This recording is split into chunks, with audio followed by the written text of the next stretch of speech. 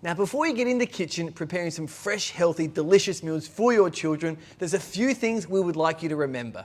Firstly, make sure that your kitchen is clean and organised. It's much easier to prepare food in an organised kitchen, and it's much safer to prepare food when it's clean as well.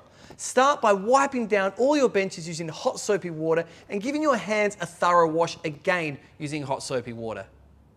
Also, don't forget to take all your fruits and vegetables and give them a wash under cold running water before you use them. And finally, it's okay to substitute ingredients when you need to. If there's a vegetable or a fruit that your family love, try to squeeze it into your main meals.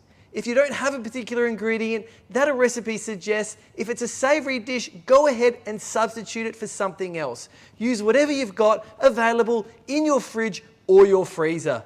Those frozen veggies and fruits are just as nutritious as anything that's fresh as well. Go ahead. We hope you enjoy the recipes. Happy cooking.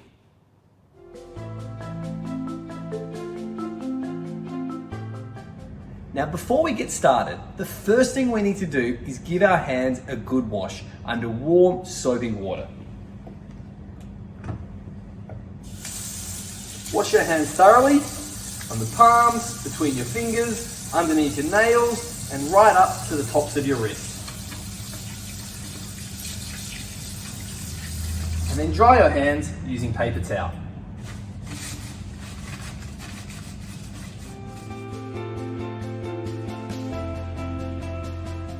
Then make sure you've got all the equipment you need.